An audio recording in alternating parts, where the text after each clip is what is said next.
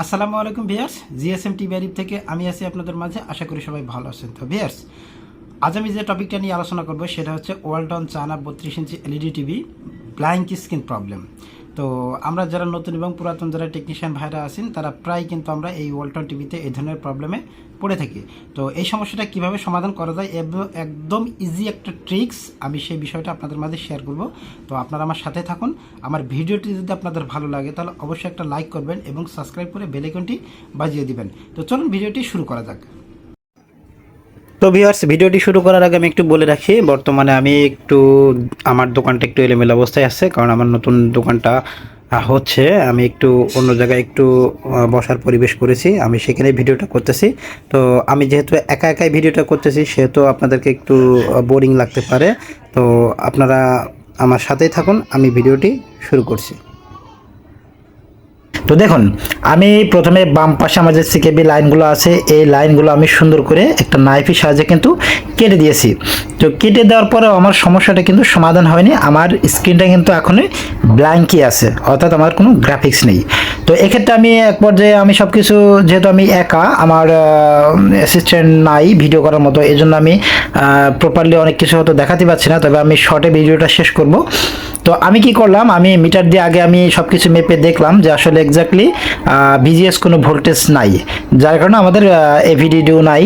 তো আমাদের এর জন্য ভিডিওটা গ্রাফিক্স হচ্ছে না। তো আমরা এই পর্যায়ে আমাদের যে সিকেবি লাইনগুলো আছে বাম পাশে আমরা কতগুলো লাইন আমরা কেটে দিয়েছি, আমি জুম করে একটু আপনাদেরকে সুন্দর করে দেখানোর চেষ্টা করতেছি। তো দেখুন, আমি এই লাইনগুলো কিন্তু সম্পূর্ণ একটা একটা করে কেটে দিয়েছি, প্রায় 5টা লাইনের মতো, সিকেবি 1 সিকেবি 2 এভাবে। তো তারপর আমার সমস্যাটা কিন্তু সমাধান হয়নি। তো আমি এখন কি করব, আমার ডান সাইডে আমাদের সিকেবি যে লাইনগুলো আছে এই লাইনগুলো আমরা একে একে সুন্দর করে কেটে দেব। দেখুন, আমি একটি স্টিল নাইফের সাহায্যে সুন্দর করে কিন্তু আমি লাইনগুলো কেটে দিচ্ছি।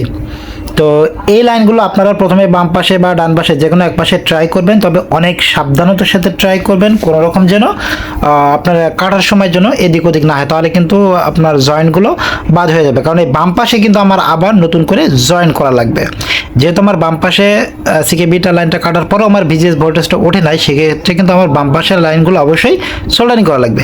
তো দেখুন, আমার কাটা কিন্তু হয়ে গেছে। এখন আমি সুন্দর করে পরিষ্কার করে আপনাদেরকে দেখাবো যে আমি, এবং জুম করে দেখাবো যে আমি কোন কোন লাইনগুলো সুন্দর করে আমি কেটে দিয়েছি। তো দেখুন, আমি জুম করলাম, জুম করার পরে আমার যে সিকেবি লাইনগুলো আছে আমি কেটে দিয়েছি। এটা আমি সুন্দর এবং ফ্রেশভাবে আপনাদেরকে দেখানোর চেষ্টা করতেছি, যাতে আপনারা আমার ভিডিওটি দেখে আপনারা নিজেরা, আপনারা যে আমার টেকনিশিয়ান ভাইরা আছেন, নতুন ভাইরা আছেন, যারা একটু বুঝতে সমস্যা, তারা যেন ইজিলি আমার ভিডিওটা দেখে আপনারা কাজ করতে পারেন। তো দেখুন, আমার কাটা হয়ে গেছে। এখন আমি আরেকটু পরিষ্কার করে আপনাদেরকে আমি দেখাবো। আর বিশেষ করে যারা আমার নতুন টেকনিশিয়ান ভাইরা আছেন, আমি আশা করি তাদের জন্য অনেক হেল্প হবে, কারণ এই ওয়ালটন টিভিগুলো, ম্যাক্সিমাম ওয়ালটন টিভিগুলোই কিন্তু, যেগুলো আগের ভার্সন, সেগুলো কিন্তু ম্যাক্সিমাম ক্ষেত্রেই এই ধরনের প্রবলেমটা ফেস করতে হয়।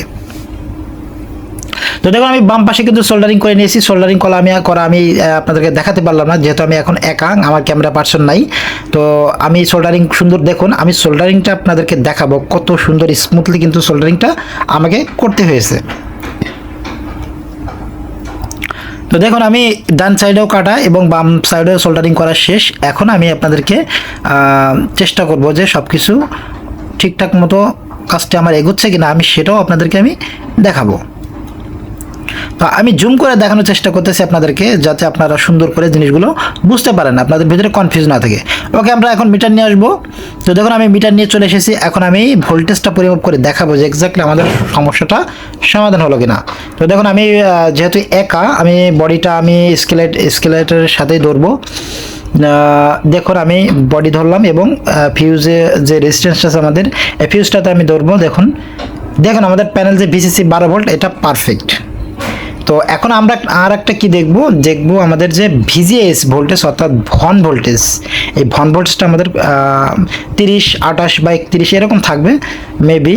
তো আমি এখন দেখাবো এই যে ভন। তো দেখুন, আমি ভন ভোল্টেজটা ধরলাম। দেখুন 31.5, অর্থাৎ 31 ঠিক আছে, আমাদের ভন ভোল্টেজটা একদম পারফেক্ট। তার মানে আশা করি আমাদের গ্রাফিক্সটা চলে এসেছে। তো আমি এখন আপনাদেরকে স্ক্রিনটা সরাসরি নিয়ে আপনাদেরকে দেখাবো যে স্ক্রিনটা আমার আসছে কিনা।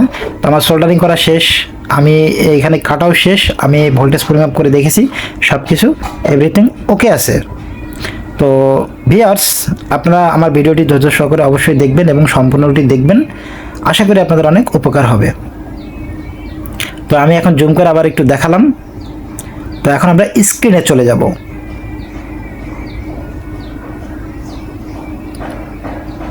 তো দেখুন আমাদের দেখানো কমপ্লিট। এখন আমরা স্ক্রিনে চলে যাব। দেখুন আমাদের স্ক্রিনটি চলে আসবে। দেখুন আলহামদুলিল্লাহ আমাদের কাজটি কিন্তু সুন্দর মতো ওকে এসে। তো সবাইকে ধন্যবাদ আমার ভিডিওটি দেখার জন্য। সবাইকে অসংখ্য অসংখ্য ধন্যবাদ। আসসালামু আলাইকুম ওয়া রাহমাতুল্লাহি ওয়া বারাকাতুহু। সবাই ভালো থাকবেন, সুস্থ থাকবেন। আর বাবা মার